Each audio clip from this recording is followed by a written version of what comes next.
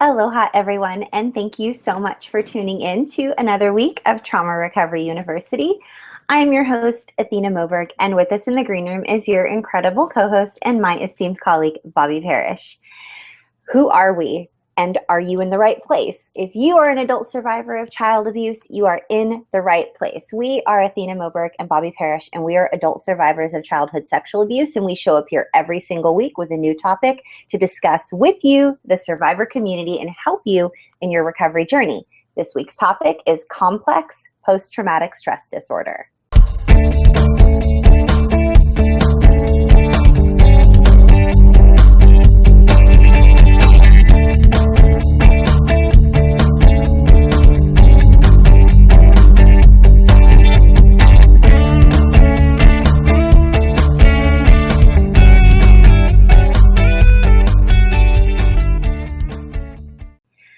So complex PTSD, how does that differ from classic PTSD? What are the symptoms? What are the differences? And the million-dollar question, is it possible to heal?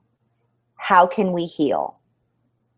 If we, in fact, are living with symptoms of complex PTSD, is it possible to heal? Is it possible to get better? Is it possible to feel better? Is it possible to live a life of wholeness and joy and peace and actually enjoy our lives and not feel constantly like we're under this pressure and constantly have emotional flashbacks or dissociative episodes or struggles with emotional regulation or trouble in our relationships or trouble in our workplace or just overall feeling of low self-esteem and low self-worth and doubting our reality and wondering if we're capable of living this journey.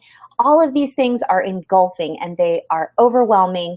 And we are here to share with you just some tips and strategies and some very real life application and stories with you, the survivor community, just to bring you hope. We want to encourage you. We want to build you up, and we want to lead the charge. We want to show you that it is possible to heal. It is possible to have joy, and it is possible to enjoy your life, even if you are an adult survivor of childhood abuse, specifically childhood sexual abuse. It is possible to enjoy your relationships. It is possible to move on, and we are here to show you how and what we've done. And I want to preface all of this by saying we, Bobby and myself, will never show up and say, we have it all figured out. We've arrived and you guys are broken. No, that is never the stance that we take. We are healing on this journey right alongside you, all of us together in safety, in safe community. We, Bobby and myself, we facilitate and we organize online safe communities for adult survivors to come heal in safety, free from predators, free from minimization, free from abuse. So if you're not plugged into one of our safe communities, stick around till the end of this episode and we will show you an easy 4-step process on how to get welcomed into safe community and meet other amazing survivors just like you, who are navigating the waters of recovery. So if you're listening to this on a podcast platform such as iTunes or Stitcher or Spreaker, SoundCloud, iHeartRadio, or any other podcast platform, we would love to remind you this is a video broadcast. This is weekly live Q&A, and we have a Roku television channel as well as a YouTube channel. And you can find those easily by searching any Roku device or searching YouTube for Trauma Recovery University.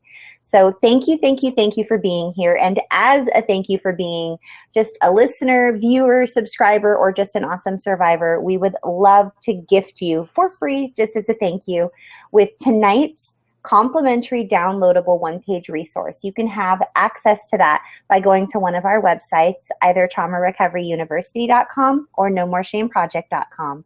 You'll see a tab that says downloadables. When you click on that, you'll be given immediate access to tonight's downloadable one-page resource, as well as our entire library of downloadable one-page resources. You're free to print those out. You're free to share those with other survivors you know. Talk with your therapist about the things you're learning by tuning into our channel every week. We get emails every week from people that are talking with their therapists. We get emails from therapists saying, my clients are telling me about you. I shared you at our staff meeting, et cetera, et cetera. So thank you everyone for just being so supportive of this passionate work that we do with the survivor community. You're welcome to print out these resources, save them, share them, forward it, and please subscribe to this channel if it is helpful for you, or if you think that you might want to share a video or an episode with someone that might be struggling. We would love for you to do that also. If you are tuning in on a replay and you're not live and you don't want to interact and listen to everyone's questions and the answers, etc., you can go down in the description section of this. Oh boy. I don't know what that sound is. I'm so sorry, everybody. That is really, really screeching loud. I'm so sorry. I have no idea what that is. I didn't hear anything from this end. Wow. Okay. Sorry, everybody. That was it sounded like a semi. Like, well, anyway, sorry. Hi. So anyway, I don't even remember what I was saying. It was probably something about downloading one page. Oh, if you're tuning in on a replay, that's right. This is live, everybody. Sorry. So if this is a replay for you and you're not hanging out live with us and tweeting and asking questions, then please feel free to go down in the description section of this YouTube video. And just before you get to the comments, you'll see a little blurb that says, if you're watching a replay, you can click this number and it will fast forward you to only the one-page downloadable content where we share the screen and we go through it as like a teaching portion. So without further ado, I believe that is all the announcements I have for you. And I just want to say a very special thank you to each and every one of you who show up here early. There were so many of you here early just hanging out and supporting one another. I want to say hi to Melissa and Dominique and Phoenix and Laura and August and Matt and just everyone that shows up early and hangs out and talks with one another and supports one another. So thank you, and head on over to Twitter and send us your questions using the hashtag #NoMoreShame, and I'll hand this over to Bobby so she can update us on some exciting things going on in our community with our conference coming up and trigger warning and all kinds of other fun stuff for you guys. Take it away, Bobby. I just tweeted out the link to our t-shirt fundraiser. It went live today. So if you see it there on Twitter, would you kindly retweet it and share it with your friends so that we can sell some of our t-shirts. They say "No More Shame" on the front, and on the back they say Trauma Recovery University, and they will be available for sale until the 12th of July. Just $22 a piece, and they help us to raise money for our conference in November in Orlando. So I would really appreciate it if you would share that around on Twitter, on Facebook, wherever it is that you have a presence, and help us to make the conference in November a reality.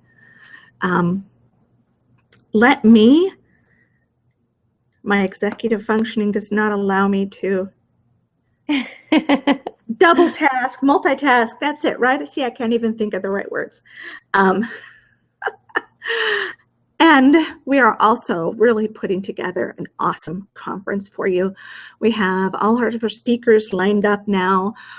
We have Bree Bonshea coming to help us talk about narcissistic abuse and surviving a relationship with a narcissistic partner. She's going to do some talks with Athena. It's going to be awesome. And Jody Amen is coming to talk with us about the neuroscientific connection between trauma and anxiety, what to do when your recovery plateaus, and how to help survivors' family members. We also have Dr. Linda Gavin coming to talk about sex trafficking, and we are just so excited to be putting together some awesome content for you. So stay tuned for the registration link. We're hoping to have that up within the next week. And I think I'm going to start posting pictures of my hordes of art supplies that I'm starting to put in stock to teach the 3-hour workshop on art therapy. I'm so excited about that. Before we go any further, I want to issue a trigger warning. This is a video and Twitter chat that discusses childhood abuse, specifically childhood sexual abuse. And if you're going to participate, we really ask that you practice excellent self-care because it can be so triggering. If you find yourself triggered, just go ahead and shut things off and put it away and come back to it later. All of our episodes will be up on YouTube and Roku within just a short matter of time. And so you can catch the replay if you're listening to us live. And if you're listening to a podcast or just watching us on YouTube or Roku, then we will certainly be here when you're ready to come back and not feeling triggered, because we don't want you to be in distress while you're watching this and while you're listening. That defeats the whole purpose of us trying to provide help and support and encouragement. If you're in crisis right now and you're in the United States, we ask that you reach out to our friends at RAINN, that is the Rape, Abuse, Incest National Network. Their phone number is 1-800-656-HOPE, HOPE. They also have a crisis chat feature on their website, and that is at rainn.org, RAINN.org. If you're in the UK, you can reach out to the Samaritans. And the Samaritans are available on their hotline, and that is 116-123. They also are available by chat, and that is 0775-909090. And they are also accessible by email. You can email joe@samaritans.org, and that's Joe, J-O. If you're in Australia, where we're having a growing community, we want to provide you with the hotline, the National Hotline Crisis Line for you, and that number is 131114. And we had someone posted, I think it was Christy, posted an awesome Facebook post this weekend with all of the crisis hotline numbers internationally. And so I've got to go in and find that and get some more numbers for all of you and put them up on our website so that you have them to access there as well. We are so excited to be here tonight to finish out PTSD Awareness Month by talking about complex post-traumatic stress disorder, which is often abbreviated with CPTSD. It is not officially recognized yet as a diagnosis by the psychological and psychiatric board that recognizes such things, but it has been around for a while. And I think it's important that every survivor understand the difference between classic PTSD and complex PTSD, because they are two different beasts. They are beasts, but they are two different beasts. And the way that I describe it to my clients is that it's a little bit like complex PTSD comes from having been abused over a long period of time during the crucial child development years of about 3 to 8. So those are the years when your personality is forming, your view of the world, your view of yourself. And if you're abused over that period of time, and not just sexual abuse, but verbal abuse, emotional abuse, physical abuse, even neglect and a really chaotic, dysfunctional home can also bring this on. It gets hardwired into our brain, the PTSD does. Whereas if we are abused in adulthood, or we're abused, there's one isolated incident, that more often than not will develop into classic PTSD rather than the complex PTSD. And here's the analogy that I use. When a child is first born, it's like their brain isn't set. yet. You know, it's like the concrete is poured in there, but it hasn't quite all set to hard. So if you are abused during that period of time, it's like somebody's throwing rocks and sticks and garbage and junk into the concrete. And they're jamming it down in there, and it's settling into the concrete. And eventually, by the time you're 6, 7, 8 years old, that concrete sets. That's it. It's done now. It's your brain. But we have all that stuff now set into the concrete. And we now have to recover, we have to dig it out and get rid of it. And of course, that disrupts the whole concrete block, right? Whereas classic PTSD, okay, we've got we're humming along, the concrete's poured when we're born, and it hardens. But then someone comes along after it's hardened, okay? So you know your personality is formed. Your view of yourself in the world is set. Now perhaps there's an isolated incident of abuse, or there's a period of protracted abuse in adulthood. That's like someone comes along and takes that garbage and puts glue on it and sticks it to the top of the block. It's still damaging to have it there. And it's still damaging to try and remove it because it might take bits of the concrete block with it when you get rid of it, right? When you try and pry that off the top.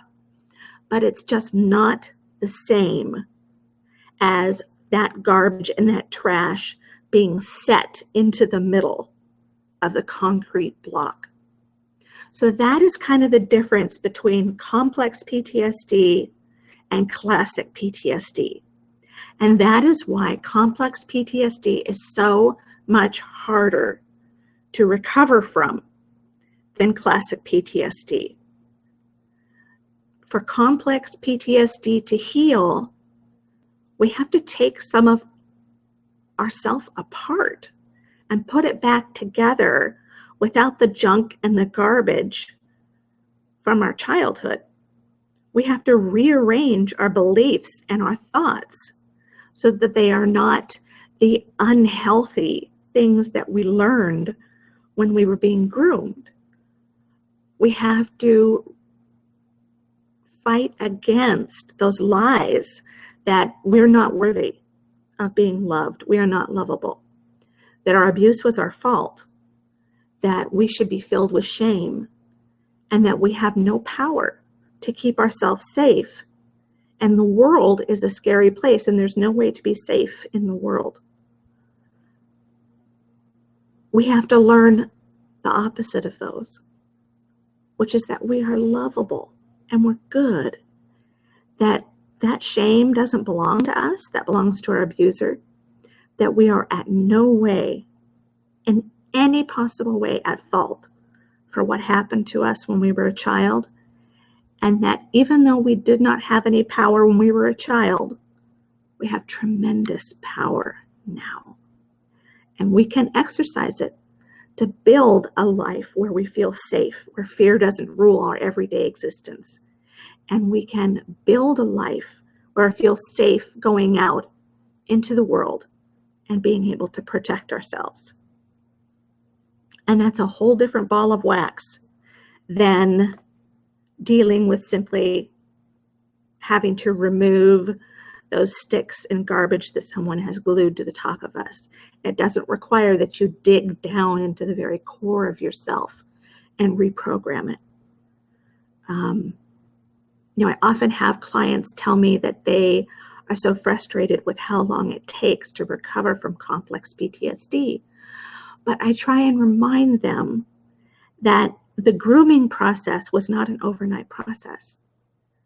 Chances are high that they were groomed over a period of many years in order to believe that they weren't worthy of being treated any better, that what was being done to them was their fault, and that they had no power to fight back. That takes a lot of time on our abuser's part to groom those beliefs into us so that they could abuse us and we wouldn't say anything. and we wouldn't believe anything other than the fact that it was our fault and we deserved it. So to undo it takes a lot of time too. And I hate that, and it's horrible. But I want you to know it's possible. You can do it, but it's not going to be an overnight thing. And that's why it's so important that you get the right support, that you get the right help, and that you have everything you need, all the resources and tools that you need to dig this stuff up and get rid of it and replace it with the healthy love and safety and power that has been yours since birth. But you were groomed to believe that it wasn't, it didn't belong to you. So that's a lot of what we talked about this morning in chat, the difference between complex PTSD and classic PTSD. And it's really hard sometimes for survivors to hear what complex PTSD is all about, because it's hard to accept the reality of what your childhood did to your brain. I know this morning, Athena, we heard a lot of people voicing the pain of realizing that this fit them, that complex PTSD is something that they are dealing with, and it wasn't going to resolve as quickly as they might want it to. Yeah, thank you for bringing that up. I think it's really painful for all of us. And yes, we did hear a lot of that this morning, Bobby. And I even received, I'm sure you did too, a lot of DMs on Twitter and private messages on Facebook and emails. It's difficult. It's a multi-pronged thing that we're dealing with, first of all, because many of us are here because we were sexually abused as children. So we want to heal the sexual abuse. We think that's what it's about. And one of the most painful truths for me personally, and that I deal with on a more personal level with private clients, is that childhood sexual abuse doesn't happen in a vacuum. It's not roses and please pass the sugar, leave it to Beaver, perfect family life, and then boom, sexual abuse happens. That's not always the case. Can that happen? Can you have a perfectly, beautifully functioning family unit and then be sexually abused outside the family unit and have that traumatize you and you be living with complex PTSD? Absolutely, that can happen. Is that typically, normally the case? And is that the case for most of my clients? No.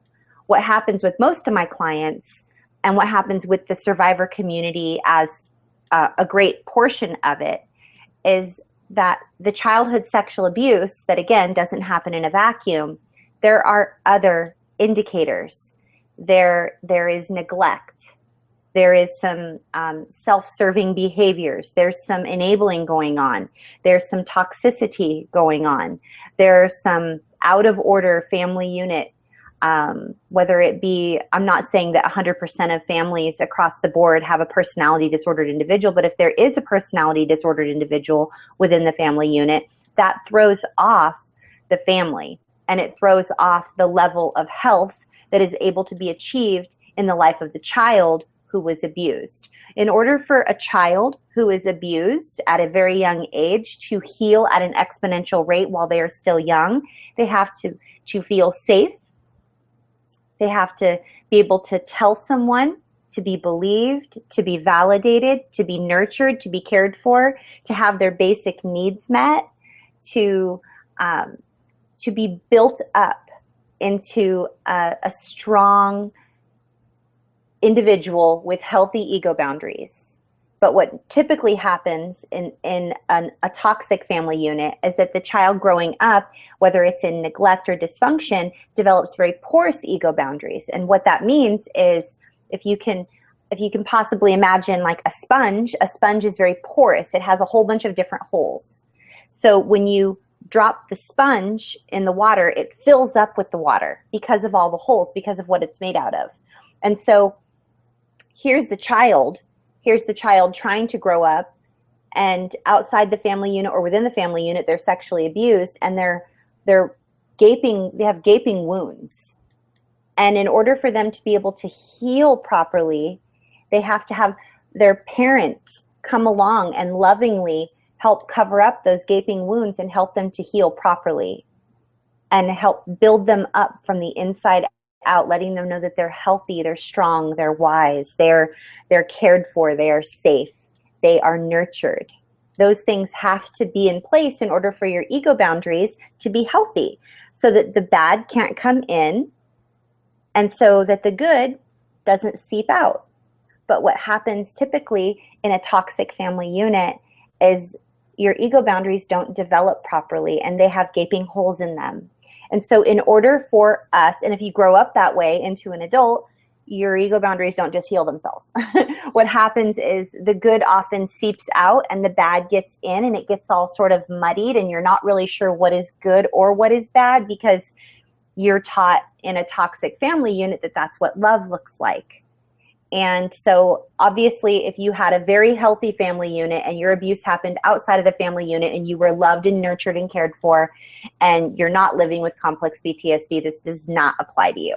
But if you had dysfunction and neglect and level of toxicity in your family unit, chances are you were not nurtured and cared for, and you did not grow up with healthy ego boundaries and a very strong sense of self.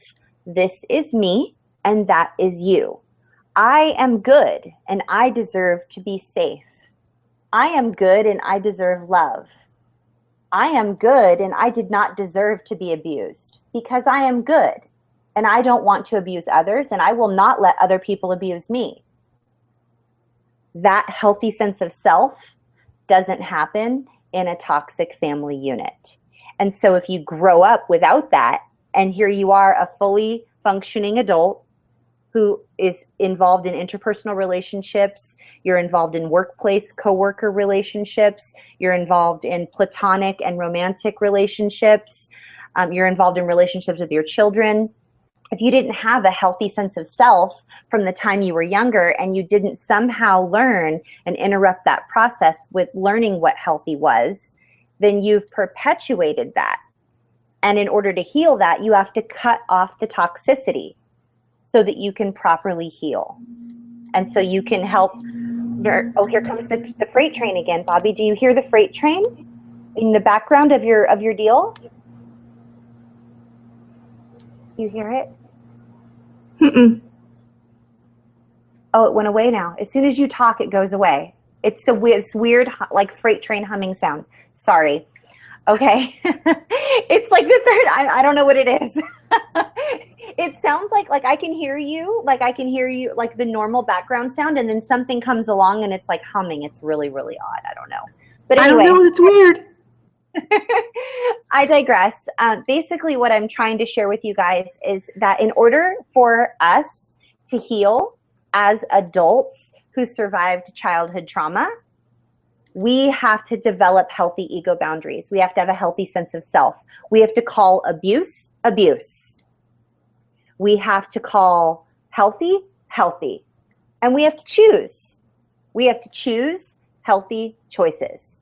If we choose unhealthy choices and we choose to dabble with a little bit of abuse and just mix it in with our healthy choices and just hoping that everything will be fine, we probably are not going to heal.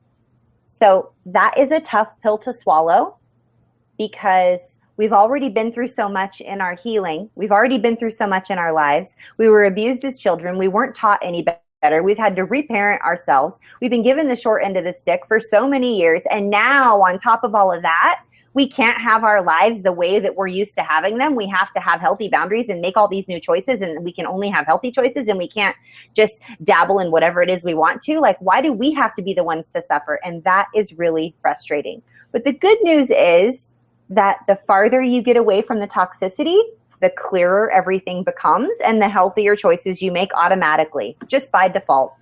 You're in healthier environments, you make healthier choices. And I don't want you to miss this. Everything I just described to you, while it is possible to heal, and it is possible to separate yourself from toxicity, and it is possible to live your life in a healthy way, and it is possible to make healthy choices, it is painful. It is painful if you grew up in a toxic family unit, because everything you learned is not, it's not conducive to living a healthy lifestyle. I grew up in a home where we only bought food off of the sale rack quite often. It wasn't like the healthiest food. It was a lot of processed, like lunch meats and weird stuff and canned foods and things that were like spoiled or not healthy. And there was rarely ever any type of like healthy dietary choices happening in my family. So I grew up eating that food. I grew up feeding that food to my child and didn't realize that that was why I struggled with my weight. And that was why I had so many other issues. So I had to remove myself from that and learn healthy habits. It was painful because comfort food is comfort food for a freaking reason, because it's comfortable and it's what we're used to. And so that's only the example with food. If you grow up in a household like I did, where yelling and screaming is normal, you don't eat around the table and have healthy conversation. Everybody just sort of fends for themselves, or there's smoking, or there's drinking alcohol, or there's interpersonal violence, or there's abuse, or there's hitting, or whatever it is that's going on. If there's domestic abuse in the family unit, or if there's the silent treatment, like the ultra passive aggressive, I will absolutely ignore you forever just to show you that I do not approve of your behavior. I will withhold my love from you just to prove to you that all the choices you are making are not okay. And then you will come back to me groveling and wanting to please me till the ends of the earth, just so I won't withhold my love from you anymore. That's painful. And if that's what you grew up with, guess what? You have to remove yourself from that, because that's not healthy. That's not a healthy way to raise our children. That's not a healthy way for your children to raise their children. It's not healthy. If Bobby and I were busy working on a project together and she did something that I wasn't super excited about, and I decided that I was going to withhold all conversation from her and withhold all of my love and all of my everything from her, and hoped that she would become psychic and realize that I was displeased with her so that she could hustle her face off to figure out what was wrong, would that be healthy? No, it's not healthy. So if you grew up with these types of dynamics in your family, where certain people get treated really well and certain people get treated really crappy, and the love is withheld and you're only allowed to act this way, and I will only talk to you if you do everything right, or the more you do, it's never ever enough. It will never be enough. You can't get high enough grades. You can't clean the house good enough. You can't vacuum the carpet good enough. The dishes are never clean enough. These are unrealistic expectations. These are all elements of a toxic family unit. When we grow up in this toxic family unit, we do not have healthy interpersonal boundaries, and we do not know what is good and what is bad. And all the bad seeps in and all of our good seeps out. So we decide to distance ourselves as we get older if we want to heal, and we begin making healthier choices so that we can develop healthier ego boundaries, and we can keep the good in, keep the bad out, and make healthy choices. It is painful, painful, painful. It is not easy. It is painful. And the only way to do it without really suffering is alongside a whole bunch of other individuals who are doing the same thing as you are. Because when you see someone else having success in a certain area and you're like, how did you do that? How did you know to say no in that situation and make that healthy choice? And they'll go, oh my gosh, it's because I did it wrong like 37 times. And now I'm finally like learning that this is the way to do it. Oh my gosh. So how did you do that? And we're able to learn from each other. We're all healing in these safe communities next to one another, asking questions every day. Hey, I was dreaming about this. Did anybody else ever have these kind of dreams? I was thinking this. Does anybody else ever struggle with that? I have these fears. Does anybody have these fears? I'm struggling with these friendships. Does anybody struggle with these friendships? And guess what? Everybody comes in and says, me too. Me too. Yes, I struggle with that too. And this is what's helped me. So again, I want to really underscore We are not saying healing from complex PTSD is easy, and we're not saying it's a one and done. Wave a wand, one and done. It is a multi-pronged approach because it is a multi-pronged problem. And we're going to go in our comprehensive one page and we're going to go down a whole list of what is complex PTSD, what does it look like, and what is the best treatment practices? What are the best treatment practices for complex PTSD? What are the elements that will help us make these healthier choices and heal from this thing that has taken over our lives now that we can name it? I think that that's a pretty good sort of like synopsis of what it is that we're trying to do here tonight. Bobby, what do you think? I agree. And I think it just, I've talked about a collection of symptoms and struggles. You've talked about a collection of symptoms and struggles.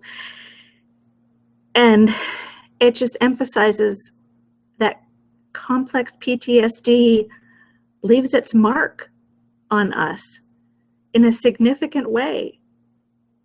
And I want everyone out there to understand that if you're struggling to feel worthy, if you're struggling to feel powerful, if you're struggling to distance yourself from toxic family relationships, it's not because you've done anything wrong. It's because of what happened to you when you were a child. You have not done anything wrong. It is not your fault. Unfortunately, it is our responsibility, only our responsibility, to undo it and to build a healthy life. And that's not fair. But we can't change that. But I think what Athena and I want everyone to walk away from this video is not only an understanding of what complex PTSD is, but how it affects us, and that even though it may take a while to recover, that you can. Oh, Bobby. Huh? Rar, it's Laura. We love you, Laura. Laura said, that's a lot of hard truths that I don't like. I'm going to go live in denial some more. I'm only laughing because I just want to like hold your faces and just say to you, if me living in denial for just a little bit longer was an option for me right now, I would do it. I would do it in a heartbeat. But I can't because I realized as I was choosing to live in denial, this is only for me. I just want to just hold your little face, Laura. For me, I was losing my mind. I was going to commit suicide. I was experiencing suicidal ideation to the point where I didn't think I was going to be okay, because I was really being sucked back in to the toxic grain silo IV that was hooked up like a main line to the lies and the twisted gaslighting and the grooming. And it's a lonely life sometimes. I miss my crazy toxic family. But then again, I have all of you. And I love all of you. I love being here with all of you. I love sharing with you that even though it is lonely without my toxic, crazy family, I've chosen a peaceful life. I've chosen a life with all of you guys. And we show up here every week. We show up every single day in our groups. We answer your emails and your messages. And we just, this is our life's work. This is what we're doing now. We're leading the charge to show you that while it's not easy, it's possible. Do we struggle? Yes, I struggle. I struggle a lot. I struggle. But it's possible. So denial is easier, Laura. I miss denial sometimes. I miss those days when I could go, maybe it wasn't all so bad. Yeah. But then I realized, who am I fooling? It was bad. I didn't enjoy being beaten as a child. I didn't enjoy being sexually abused. I didn't enjoy being bullied. I didn't enjoy being tricked. I didn't enjoy being manipulated and emotionally abused and nearly killed and lent out and given away and unwanted and told I should never be born. Like I don't miss all that. Who am I trying to fool?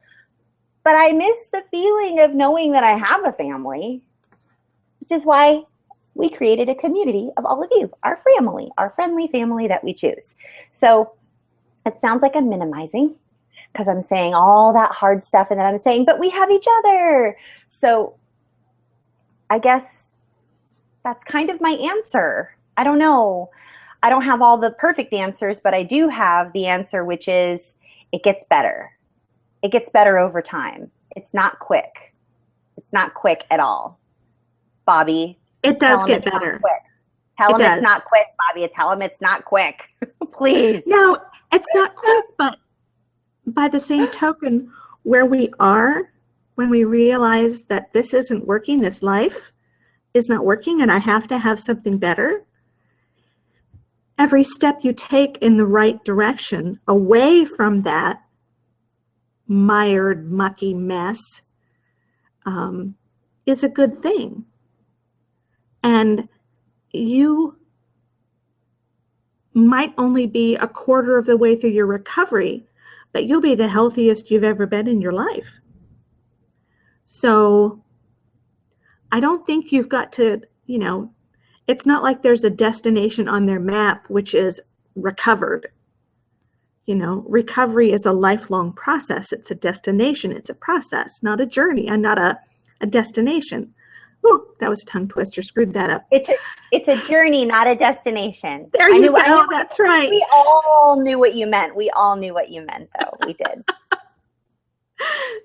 But the fact of the matter is that you don't have to make it all the way. It's not like only the end is going to be the good stuff.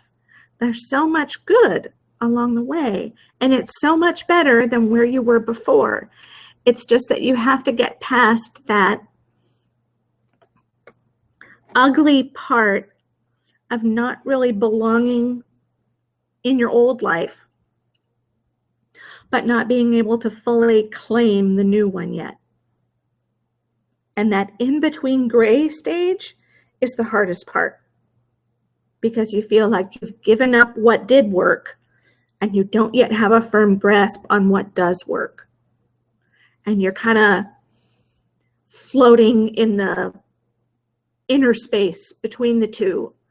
And it takes so much energy to stay afloat. And I hear my clients talk about things like, I feel like I'm treading in the middle of the deep ocean and there's waves all over. I'm not on solid ground. I'm just in that awful in-between place. And I think that's a good analogy. But once we can get out of that and get firmly planted on solid ground again, it gets so much better. Is it perfect? Nope. But it gets so much better. So we really want you to know that. It's hard. It's hard work. It takes a lot of support. You deserve the support. You deserve the help. You deserve trauma-informed help. And we will do everything that we can as a community to support you in that process. So if you are not yet in one of our support groups, stick around at the end of the broadcast and we'll talk to you about how to do that. And we would love to get you connected with as much support as we possibly can for you on this journey. Yeah. What do you think about doing the one page? I think it's a great idea. I think it's perfect timing. There's not a whole lot of questions tonight. I think honestly, I feel like this overwhelming sort of sense of perhaps our family feeling a little exhausted or exasperated, and it's not our goal to exasperate you. We're not trying to pretend that everything's perfect and awesome. We know that this journey is so painful, you guys, but we're not going to skate over this topic either. It's when we dig into topics like this, like complex PTSD, when we really realize what it is that we're really dealing with. And it's not something simple. That's why it's called complex. It is not simple. It is such a beast, and it's a multi-pronged beast that pulls at you from all these different angles and areas at different times. And it's overwhelming and it's engulfing. And I just want to encourage you guys that as we pull up the one page and we go through and we explain line by line by line, Bobby's going to read the one page through and explain to you line by line what complex PTSD is, where it stems from, and the best possible approach to heal. And please tweet your questions and we'll answer them after she reads the one page. And if you don't have any specific questions, then just know that we care. I really just want you guys to know how much we care and how much we do realize that living in denial is so much easier. Living in denial and pretending that our families were great and that this portion of our abuse was just, that's all it was. It was just this one portion, or this little piece of our abuse was all it really was. And this is what I'm going to heal right here because I can just cut that out and just heal that. Like, we know that living in denial is so much easier, and thinking that we can compartmentalize our abuse is so much easier. But the reality is that our abuse and the lives we are living are super duper duper complex. And unless we approach our recovery with a multi-pronged approach, which includes a myriad of different healing modalities, including grieving and healthy boundaries, we're going to go through the whole list of healing modalities and therapeutic modalities. And we're also going to mention grieving, because if you're not going to grieve what you never had, you're likely going to stay stuck. And then healthy boundaries, of course, which y'all are just probably so sick of hearing about that, but they're mandatory if you're going to heal. So that's at the end of the one page. So please stick around until afterwards. If you have questions, we would love to answer them. And we would also love for you, if you are not yet plugged into Safe Community, we would love to show you how to get plugged in as well. But Bobby's going to go ahead and share the one page and then go through it line by line. Okay, let's do that. Make it a little bigger here. And again, this is on our website, No More Shame Project .com. Sorry, I just about gave you the Gmail address there. NoMoreShameProject.com, the tab that says downloadables. Just click that and you'll get access to all of our one pages. The most recent ones are at the top, and then they just go down in date order. So this is what we have. While post-traumatic stress disorder can develop after an individual experiences a traumatic event, some survivors end up with a more pervasive and complicated form of the mental health disorder, which is referred to as complex post-traumatic stress disorder. And we're going to call that CPTSD. So CPTSD, which is a tongue twister, develops in childhood after prolonged exposure to a traumatic or abusive environment where the victim cannot escape or believes they cannot escape due to grooming or threats to their safety or the safety of those they love. Typically, CPTSD stems from this type of chronic abuse during the critical developmental period of 3 to 8 years old. The abuse can take any number of forms: emotional, sexual, verbal, and/or physical. Neglect and a chaotic, dysfunctional family upbringing can also contribute to an individual having CPTSD. Abuse which spans this developmental time frame is likely to cause pervasive changes to the survivor's personality and worldview. Survivors are groomed, also referred to as manipulated over a period of time, to believe that they are unlovable and unworthy of love and safety. Survivors are also often blamed for causing their own abuse. They are taught by their abusers that they are powerless to help keep themselves safe and that the world is a dangerous, unhealthy place. When these erroneous beliefs are taught and reinforced over a lengthy period during critical brain development, the unhealthy thinking patterns become hardwired into a survivor's personality.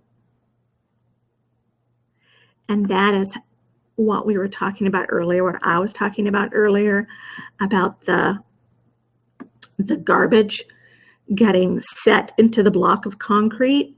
It becomes a part of who we are and how we process our place in the world, who we are, and what we believe about the world around us. So CPTSD is categorized by emotional flashbacks that are different from the typical flashbacks seen in PTSD patients. A typical flashback comes with a visual element, and it's like you're right back in the middle of the traumatic event that you experienced. An emotional flashback carries with it simply the emotional upheaval of your abuse or an abusive moment. You can find yourself walking into a situation which feels like a situation you had when you were a child, and all that fear, all that panic, all that I'm gonna die comes rushing back to us. We don't have the visual component that comes with it. It's purely emotional. And emotional flashbacks typically come with complex PTSD rather than classic PTSD. Survivors who have CPTSD can struggle with attachment, and that's so understandable. Attachment is an instinct that we're born to. We're born with the desire to attach to our caretakers. It's a protective mechanism.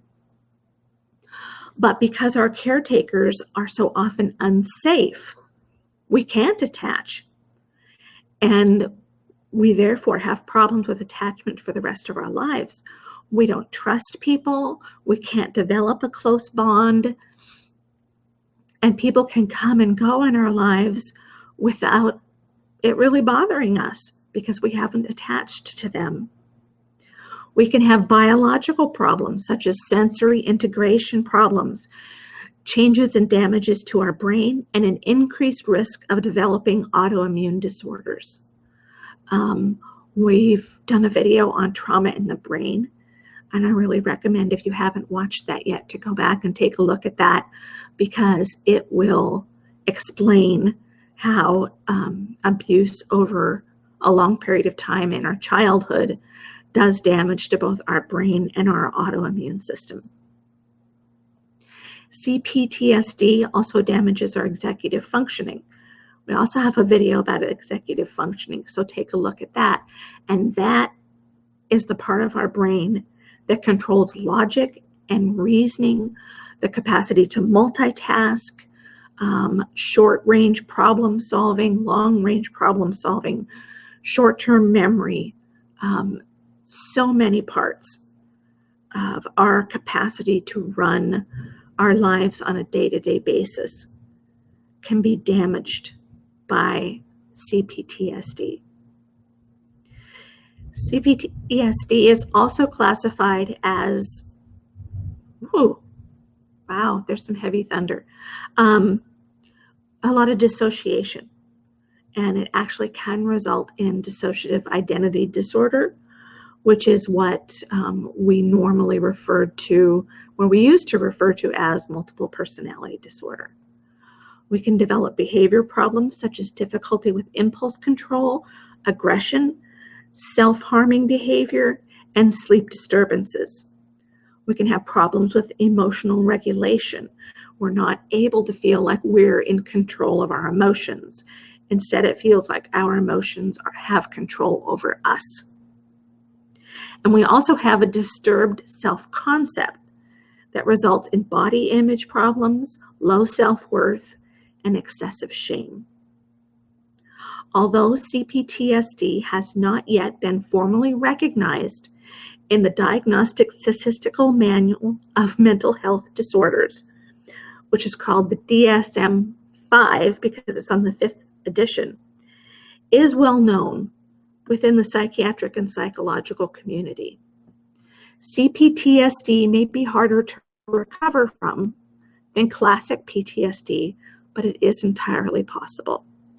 Treatment needs to be provided over a long period of time as the problems and difficulties are deeply rooted in the abuse survivor's personality and perceptions of themselves and the world.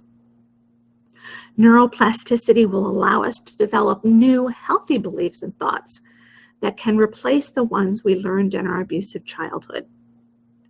The very best treatment approach for CPTSD is a multi-pronged approach, which includes a variety of therapy methods: emotionally focused therapy, somatic therapy, eye movement desensitization and reprocessing, which is called EMDR, expressive therapies, dialectical behavioral therapy, neurolinguistic programming, and group therapy.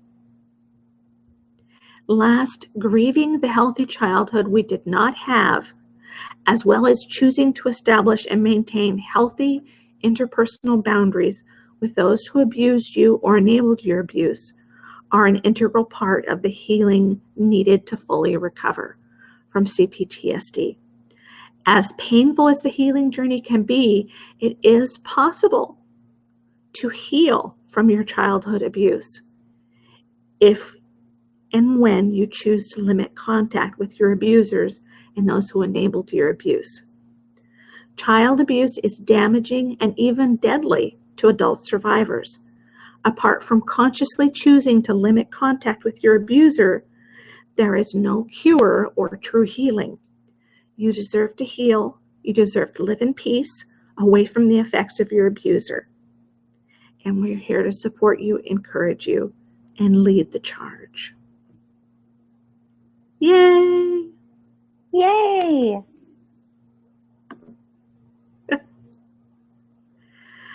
I really want people to understand that even though this is hard, it's possible. And I wouldn't say that, I wouldn't even begin to be able to say that unless I had not walked through that myself. And I think that is one of the many benefits of helping professionals also being trauma survivors, is that I can say, you know what, I know it's hard. I get it. I've done it. I've been there. I've walked that walk. I know those feelings. And we can extend to you a compassion and an understanding that sometimes professionals that haven't gone through trauma don't understand. You know, we had people talk earlier today in chat about how, you know, my therapist just expects me to think differently at a drop of a hat. And I try to explain to her that it's not that easy. And you're right, it's not that easy, because you're talking about a thought pattern and a belief system that has been hardwired into your brain. And it's not a snap your fingers or flip a switch kind of recovery. It was a result of years of grooming. And you essentially have to retrain your brain. You have to consciously set out to communicate to yourself that you are lovable and that you deserve to be treated well. And as you try and do that, it's not going to feel natural. It's going to feel very foreign.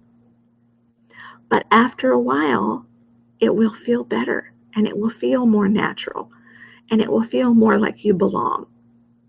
Just like when you were little and itty bitty and your abuser or enabler first started telling you you weren't good, although most of us probably can't remember that time, I'm thinking it probably didn't initially feel like that was right. But because they kept repeating it over and over again, and their behavior matched their words, you eventually believed it. So now to believe that you're lovable, You have to use language towards yourself that is lovable. And it has to be paired with behavior that tells you you're lovable. You can't tell yourself that you're lovable and yet mentally beat yourself up for the whole day. It doesn't work. Your brain perceives that incongruence. And it goes, yeah, no, I don't think so. Thanks for trying, but I see there. I see what you did there. And no, I'm not buying what you're selling. We have to match the behavior with the words. You must treat yourself as if you are lovable and valuable. And over time, with that combination of talk and treatment, things will change. And as you come into community with people who see you as valuable and lovable and treat you as you're valuable and lovable, that makes a difference too. And you will learn at first it'll be hard. And you'll be like, yeah, no, you don't really know what you're talking about. If you really understood me, if you really knew me, you would know that no, I'm not lovable. I got a million flaws, not just 99 flaws, but I got a million flaws. And you just don't know it. But that's not true. And over time, as you allow yourself to be treated in a loving manner, then you will absorb that. Just like when you were little and you were treated in an ugly manner, you absorbed those beliefs. So essentially, it's reprogramming your own brain, the way that your brain was programmed when you were a child. And thankfully, due to neuroplasticity, you can do it, and it can work. And Athena and I are both here to tell you that, yeah, it works. We've done it. And hopefully we can continue to provide you with the support and the resources that you need to do it for yourself. So rather than be disheartened by hearing about complex PTSD tonight, I want you to walk away knowing that you can do it. With help and with support, you can heal. And you can reprogram your brain. And you can feel loved and lovable. And you can belong in this world and have your place. And feel like you're okay, just the way you are. You're good enough. You're not perfect. You don't need to be perfect. But you're good. And you deserve love. So, how's the Twitter stream going, Ms. Athena? It's going good. Aniqua's here, and a lot of people are taking off to go rest. It's Katie's birthday, so Hi, Katie. Happy birthday! I know she just took off a little bit early to go to do some writing and to rest. But we wanted to wish you a happy birthday, Katie, and just so many people just really honestly struggling with this. It's a topic that we struggle with, you guys. This is not an easy topic, but we're not going to shy away from the hard stuff. We're gonna come here and we're gonna tell you what we'd rather tell you. We're here and this is hard, than just skim over it and sweep it under the rug and pretend that it's not an issue. Like, let's not talk about that, shall we? Yeah. Been there, done that. Didn't work. Yeah, that didn't work. That didn't work for my recovery, at least. Bobby and I were talking off the air earlier, and we've said this to you guys a few times, but she asked me earlier off the air, so how long did it take you to realize that particular truth about your recovery? And I was thinking, well, my first wave of recovery, like my first layer of the onion, right? That was back in the year 2000. And then I was like, okay. So then like 2003, there was sort of a little another layer of recovery. And then 2006 and 2007, sort of another layer. And then most recently in 2000, the third layer was actually the strongest and most amazing layer because it went on for so long. I was in group for so long and really digging and just wanting to discover everything for so long. And I thought, and I did EMDR and it was amazing and it really, really helped me. I wanted to mention that. There was some mention this morning that EMDR is not helpful for complex PTSD. And while that might be the case for some people, I am one of the people that it did help. EMDR was something that was hugely beneficial for me, and it was all basically focused directly on a lot of the aspects of my recovery surrounding complex PTSD. Not that that was a diagnosis, because, hello, we can't be diagnosed with something that isn't acknowledged, but I had all the symptoms.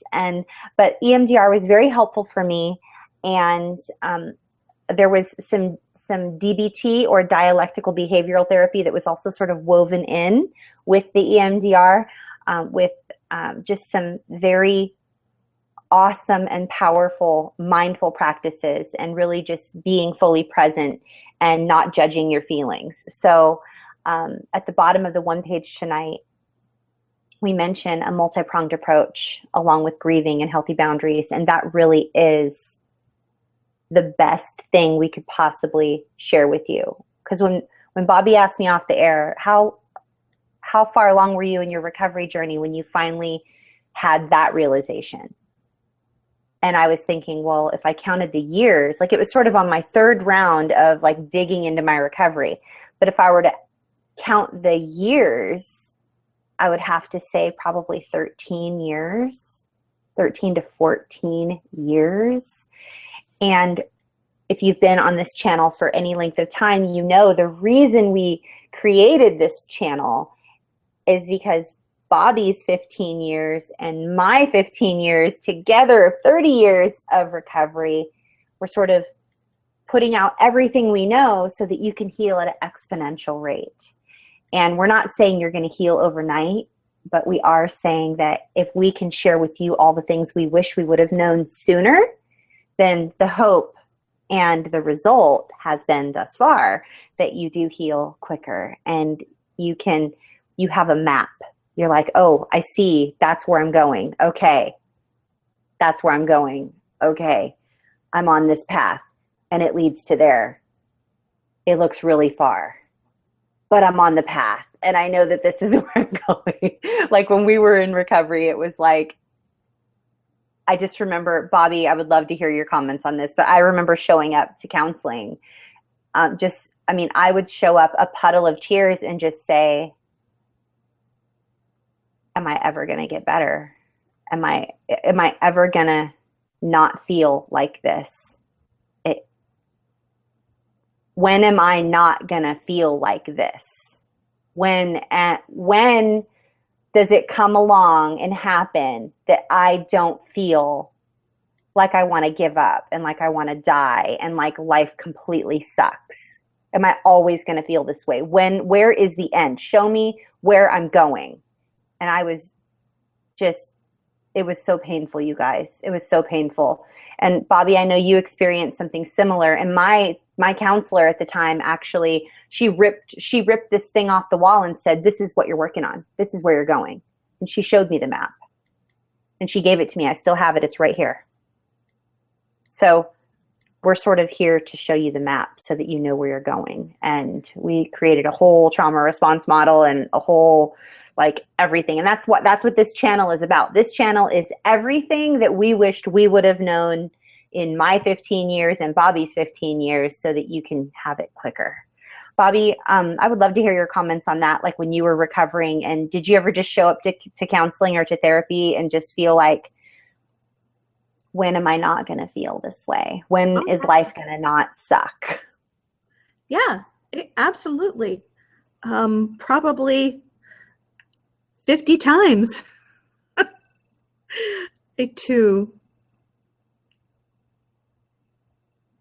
It's such a long haul. And when we are in the middle of it, it's hard for us to see our progress. And so it feels like we're standing in one place, sinking in quicksand. And it takes the viewpoint of someone outside of us to say, but I've seen you do this, this, this, and this.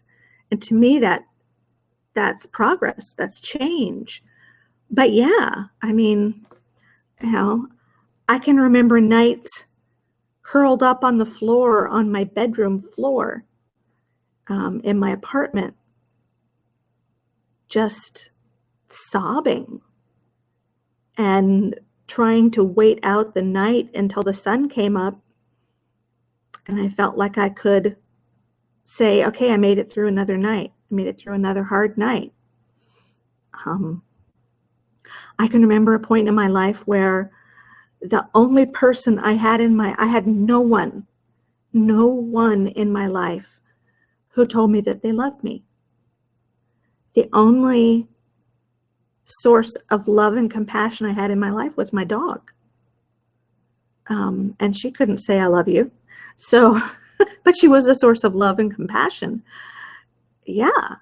You know, it was wretched. It was long. It was hard. But like you said, we have tried so hard to put together a community. And I wonder sometimes how I even made it through without being given the education about what trauma is. I had no clue why it was so hard to struggle, and what I needed to do. Somehow, some way, I put it together on my own and figured it out.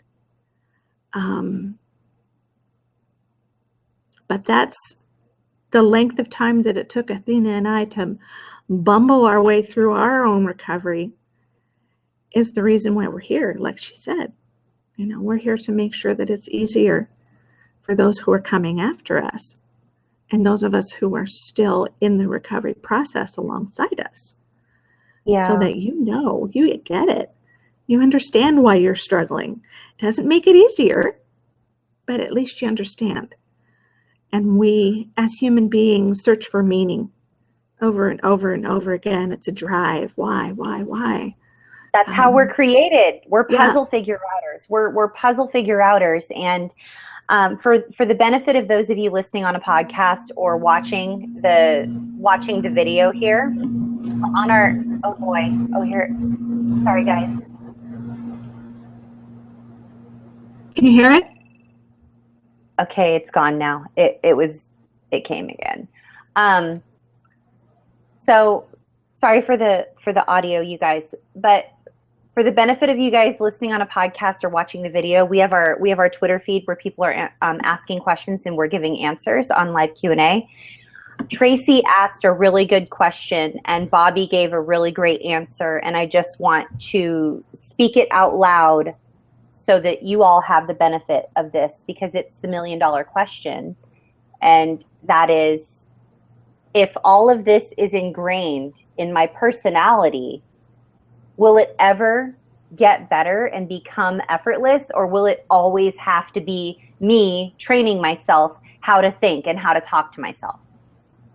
And Bobby's answer very simply is, yep, it will become more ingrained into your personality and it will be effortless. The easiest way for me to explain this to you out there listening and viewing is muscle memory. If you're a child and you don't know how to ride a bicycle and someone tells you to get on a bicycle, you're like freaking out. Like, I see people ride bicycles, but I don't know how to get on and ride a bicycle. I'm scared to death to ride a bicycle. What if I fall? And then you get on and you learn how to ride a bicycle, and then you don't really ever forget. And I know that that's like a ridiculous analogy because this is something so much more complex. But as I choose to talk to myself differently and think differently, and I choose to change my surroundings, like I don't allow the toxicity within my reach anymore. I am choosing to change my surroundings. I think differently, I act differently, I speak differently, I feel differently. Everything is different. Everything is different. I no longer have to tell myself over and over and over and over and over again, I am safe, I am safe, I am safe, I am safe, I am safe. Because I can open my eyes and look around and know that I am safe. Now, if I still lived within close proximity of what was going on. Like, I was in a very, very, very abusive relationship, interpersonal romantic relationship previously. And I had to tell myself over and over and over again, I'm safe, I am safe, I am safe. I'm going to get out of this. I'm gonna get out of this. I am safe, I am safe. But I really wasn't safe. And so it was difficult for me to think differently. And it was difficult for me to tell myself that I was safe, even though I wasn't safe. So once I removed myself from that toxic marriage that I was in, that was abusive, with someone who was doing drugs and who was a pedophile involved in relationships with young little girls on the internet. Once I got away from that and I lived somewhere that he didn't know about in a gated community, I could tell myself, I'm safe. And I didn't have to tell myself that. I didn't have to talk to myself every single day. I began to really feel safe, because the feelings follow. I want to be really clear about this. As you set your intention and as you make a choice, the feelings follow. First you make a choice, first you set your intention, and the feelings follow. Bobby, I would love your comments on that, because this all just isn't magic. We don't just wave a wand and become safe one day and everything's healthy. But as we make the healthy choice, as we set our intention, the feelings follow. And when the feelings follow, we don't have to talk to ourselves constantly. Right. So, exactly. As we talk to ourselves as if we are lovable, as we treat ourselves as if we are lovable, the feelings will follow. And then the feelings will reinforce the words and the behavior. And it becomes automatic and effortless, because you've built a brand new belief system that you are lovable. Sometimes when we're under incredible stress or we experience another trauma, we can feel ourselves going back to that negative thinking. And that doesn't mean that all your work has been lost or everything is undone. It just means when we're stressed, when we're traumatized, we tend to revert back to our most early, most primitive coping strategies. So if you're doing really well with the I love myself stuff, and you hit something traumatic in your life and it reverts to, oh my gosh, I can't do this, I'm not worthy, I'm not good enough, I'm powerless, don't beat yourself up. It's part of the process. And you will come back to the place where you'll be able to tell yourself that you are lovable, and treat yourself as if you're lovable, and then you will feel that you are lovable. But that's the process. The talk, the behavior leads to the feelings, and the feelings lead to the words and the behavior being further shored up and further cemented. And it doesn't happen overnight. The grooming that we experienced, Bobby, like, think of how many years we were groomed. Right. Yeah. And think of then, on top of the grooming, think of how many years we were gaslit after that. So grooming plus gaslighting equals crazy, and you can't unbake the cake of crazy. You can't unbake the crazy cake. Like, it's already been baked. Now you just have to work your way through unlearning those wrong thoughts. Like, wrong thinking can be unlearned. Yeah, we have neuroplasticity gives us hope as survivors. Neuroplasticity gives us hope. Our brains are plastic. If we can, or as Richard Grannon so aptly puts it, if we can learn something, then we can fucking unlearn it. And sorry to curse, but I just think that it's very true, and it is worth saying. If we can learn something, we can unlearn it. We just can. And it's not going to be easy. Think about how long it took for them to groom us. We didn't just give in and say, okay, like on day one. Grooming is called grooming for a reason. And then after the grooming process, the gaslighting, when you try to bring it up to them and go, but isn't this wrong? What are you talking about? This isn't wrong. Who told you this was wrong? You really think it's wrong? Oh, so you think it's wrong. So you don't want this. You don't want A, B, and C, and X, Y, and Z. Okay, you go ahead and think that's wrong. No, it's fine. It's not wrong. It's not wrong. I mean, that's a reality. That's an everyday reality for children who are raised in a toxic environment. You are groomed. You are lured.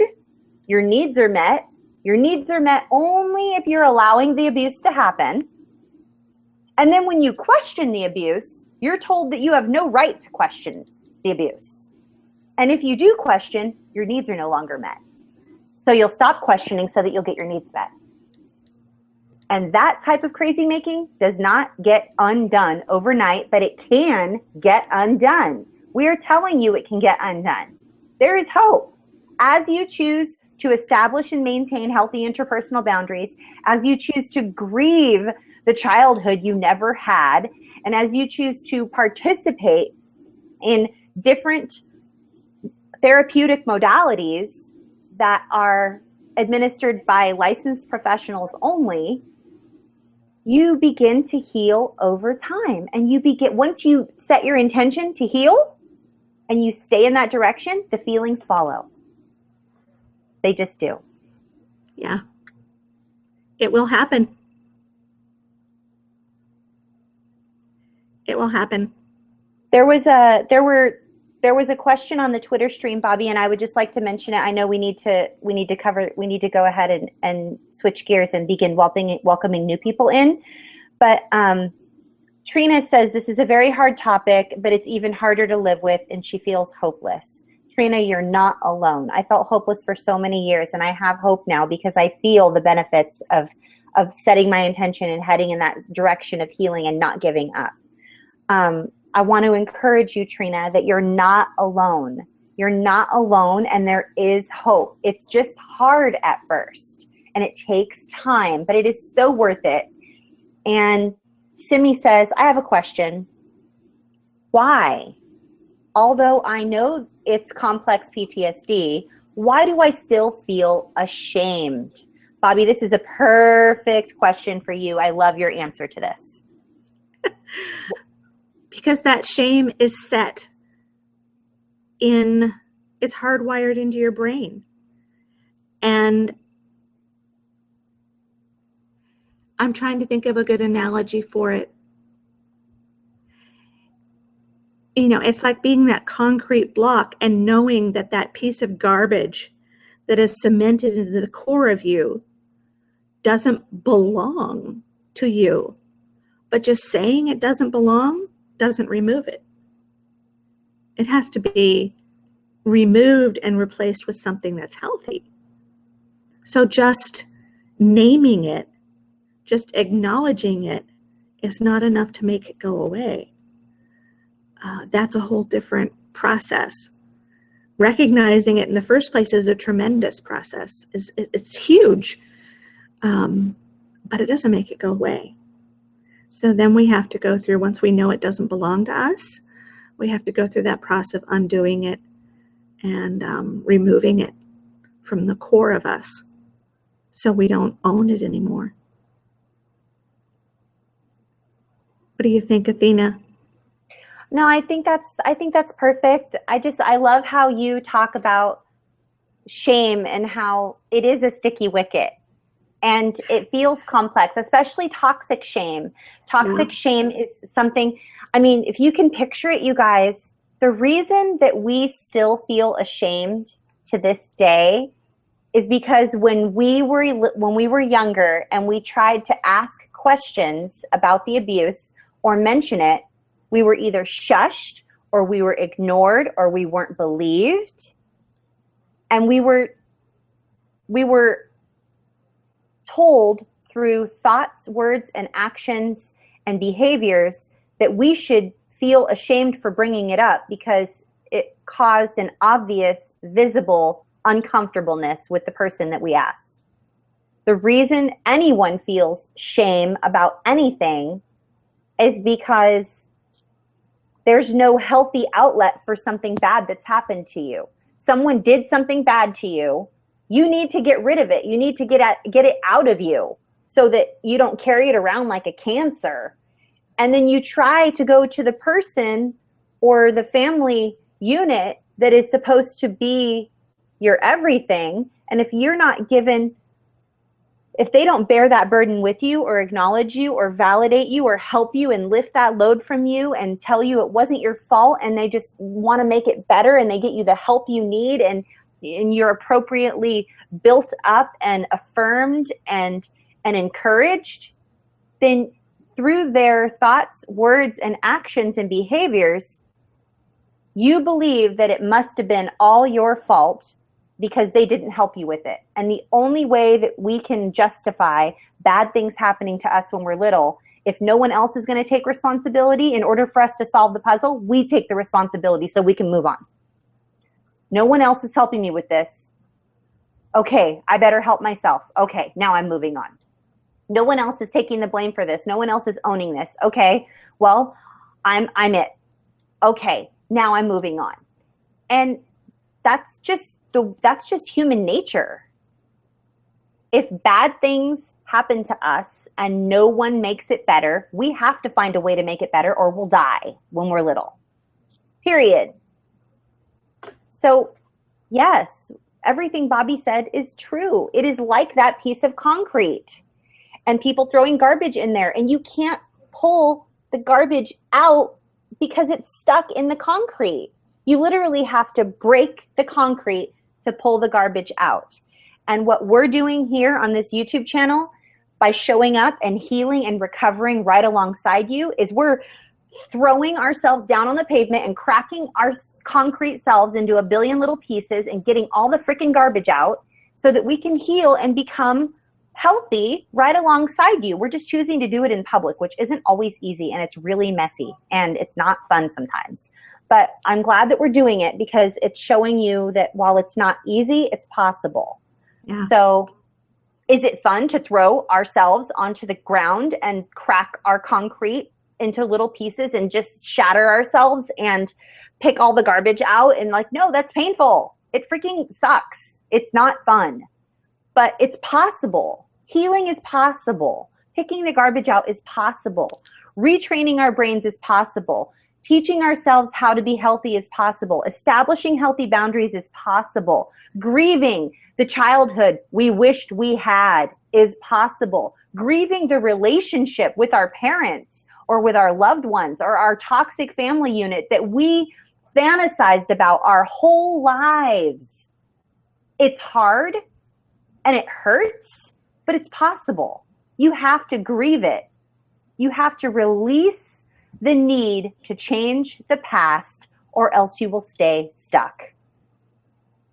And it's exhausting. But with the proper support, it really is. But with the proper support, you guys, it's possible. It's possible.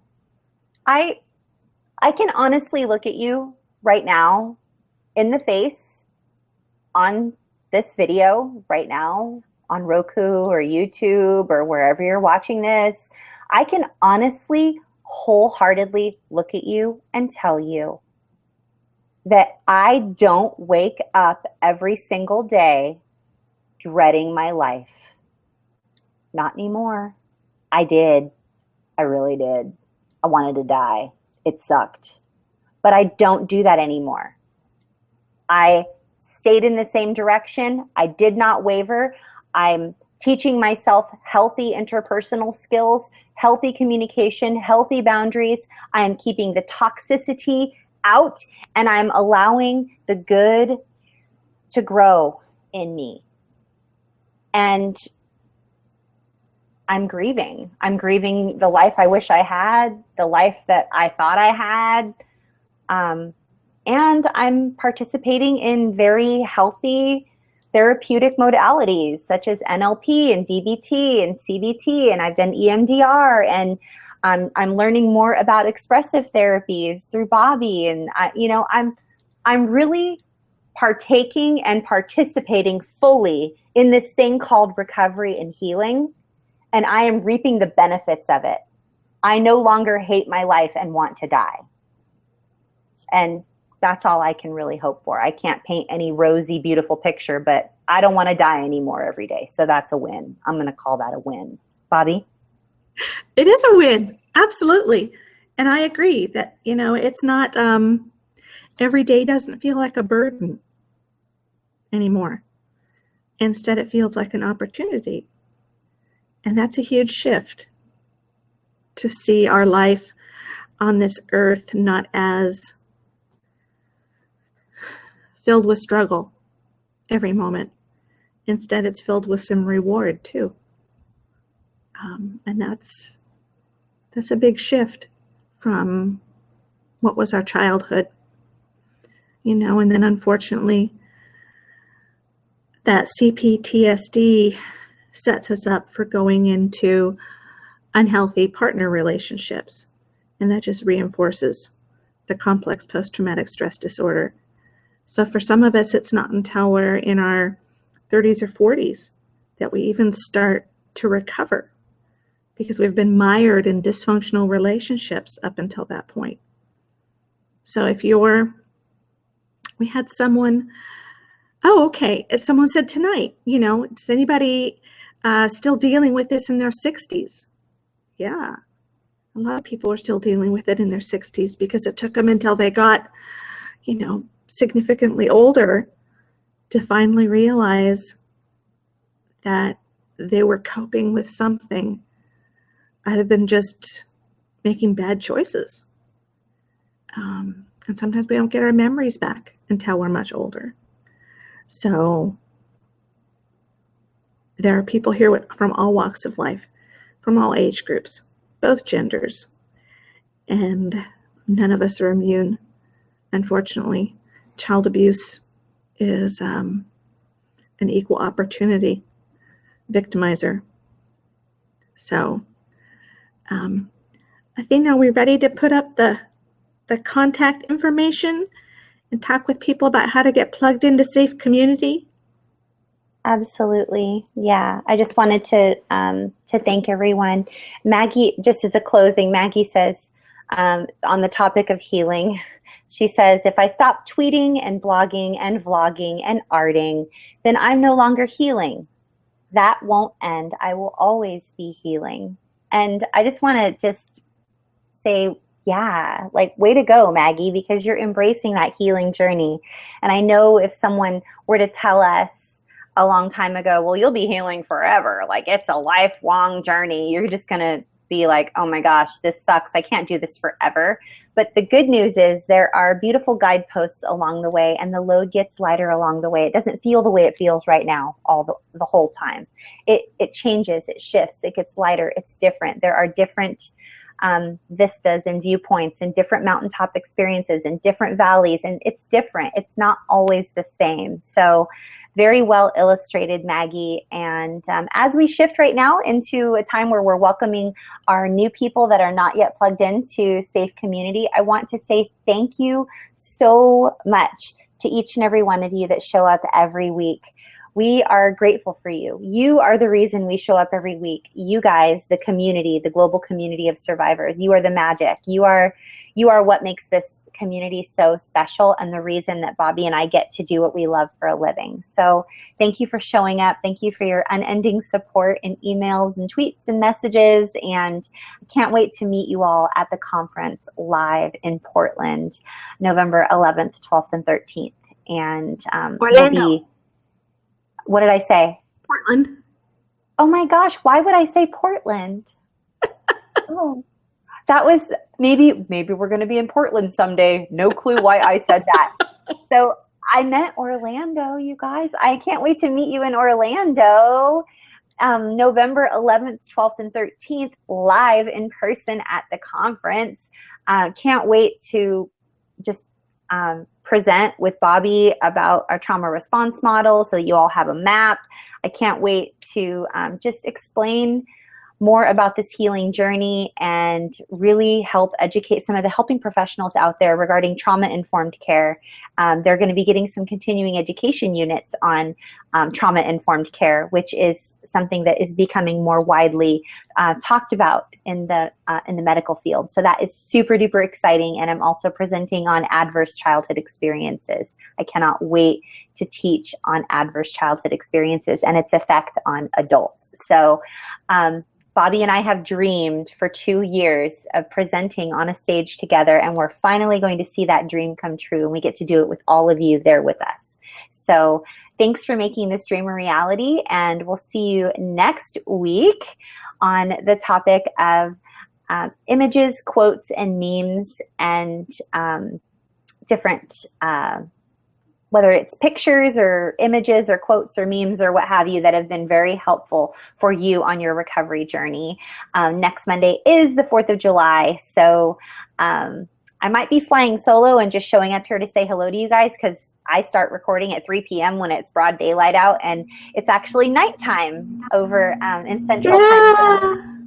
And Eastern Time Zone. So we want all of you to practice excellent self-care and go watch the fireworks, perhaps, unless fireworks are triggering for you. So, but this will be a safe place. You might be able to stop by. Maybe I'll record something short for you guys just to do a recap of chat or something. I have no idea, but thanks for being here every single week. We really appreciate you guys. Yes, and Cindy wants to remind everyone about the coloring book. So don't forget, and she's going to tweet out the link so that you can submit your coloring book pages. Yeah, you guys, if you are interested in helping us raise funds to lower the cost of tickets and raise funds so that we can come to and do more conferences and more events near you, please send in your artwork of a butterfly. Anything butterfly themed. Just has to be black and white, and we're producing and publishing an adult coloring book, and it's going to be a fundraiser for our community. So if you'd like to be a part of that or have questions, please email Simi at wavemistress@gmail.com or go look her up on Twitter at wavemistress. Yep, that's what she tweeted. Email me for details, wavemistress@gmail.com. Yay! Awesome. Okay. Let me find my other handy dandy screen shares here. Did you want to say anything to all of our normal friends that are here every week before we welcome all of our new peeps? I know tonight was hard to hear for some of you, but please don't walk away without hearing the message of hope as well, that it does get better, and you don't have to get to the end of the recovery journey to feel that. It starts to get better, once you're really on the road and on the path. I promise it gets better. And both of us are here to tell you that we've lived that journey, and it gets better. So don't feel disheartened. And if you are not yet part of our community, come join us. And we have hundreds of people who are willing to help lift you up and support you during this process. Yeah. Okay. Let's look at how you can get plugged into Safe Community. Let me go over here and look at Present Everyone. Okay.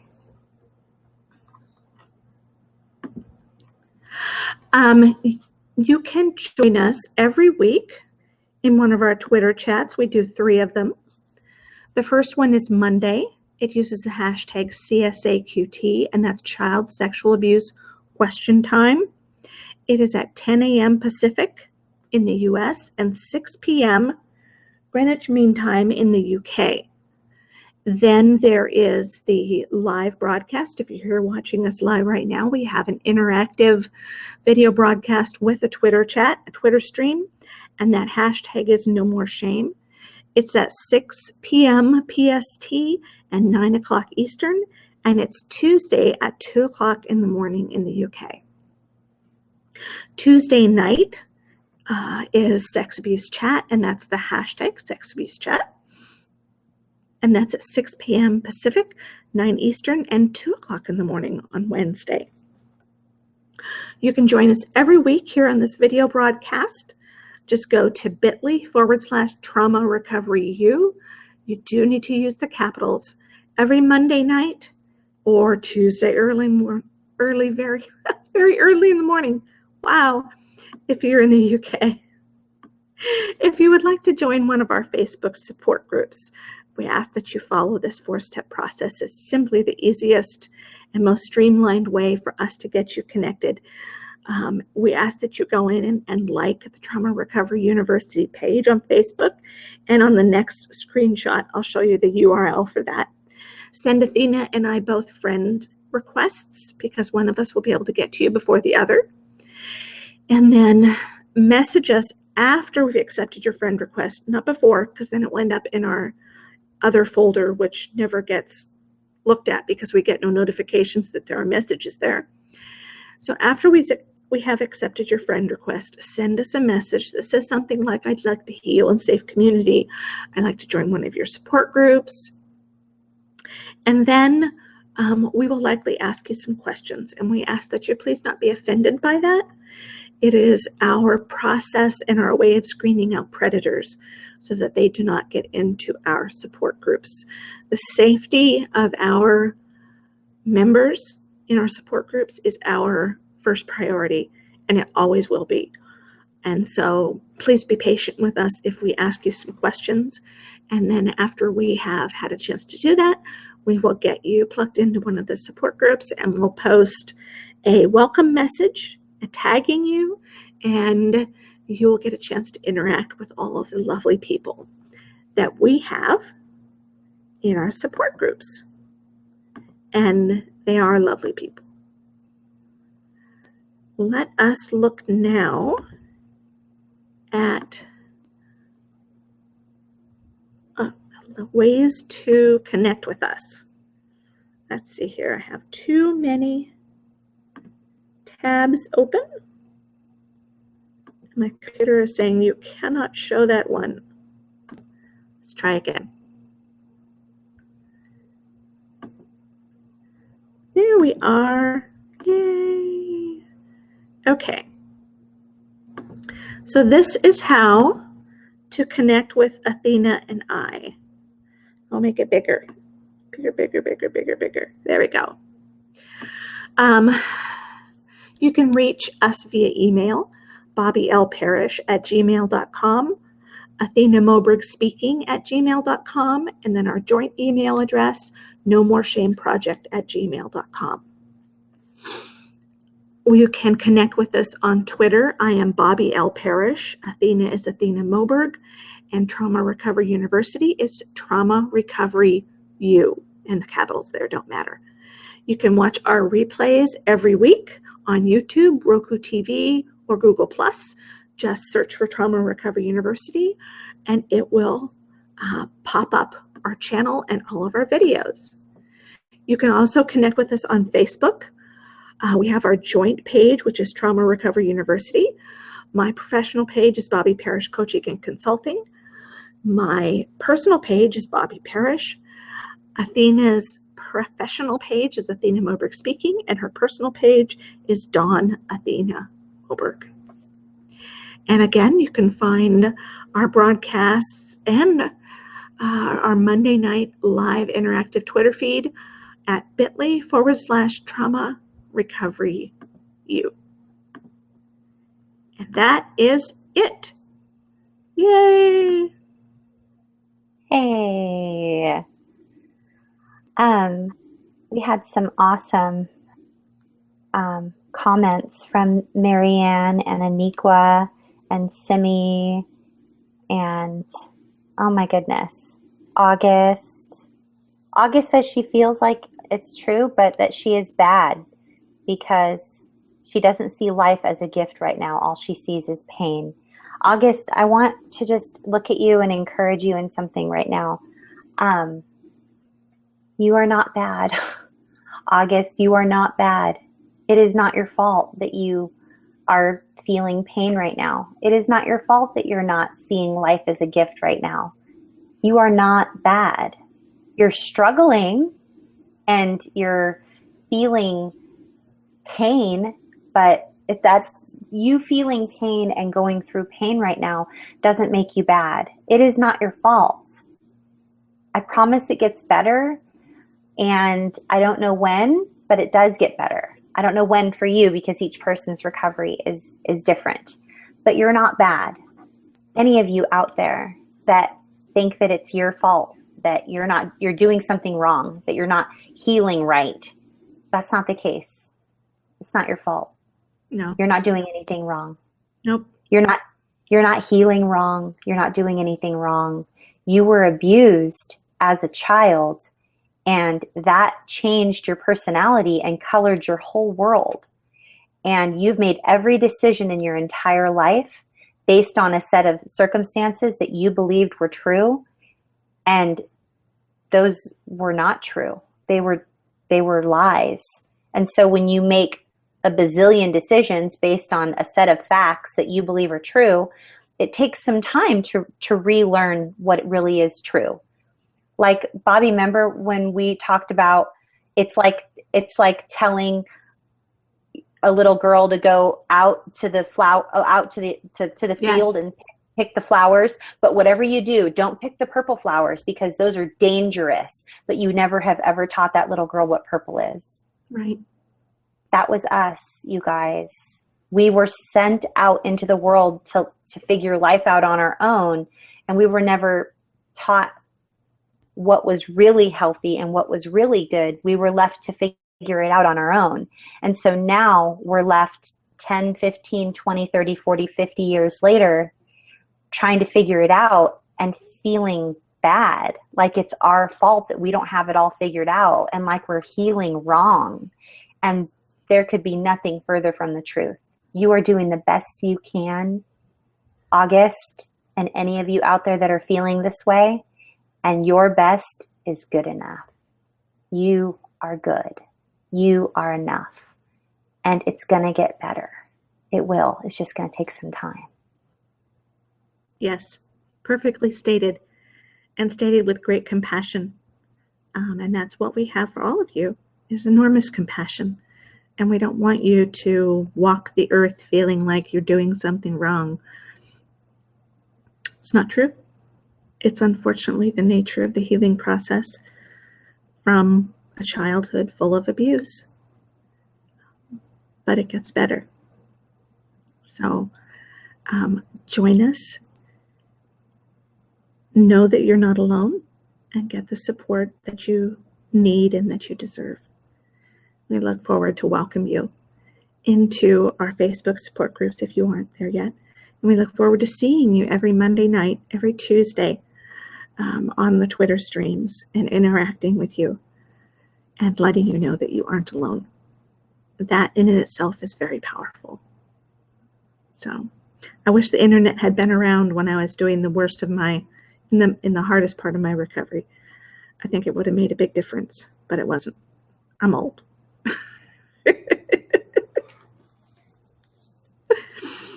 Okay. Sorry, I was reading. I was sharing with Anik, with someone that there were some people on the Twitter streams that have been struggling with uncontrollable anger. And I shared that when I was in the very beginning of my healing journey, like 16 years ago, that was sort of what led me. I had a family member come to me that was sexually abused, but what led me to really reach out for help is I was having these uncontrollable bouts of rage.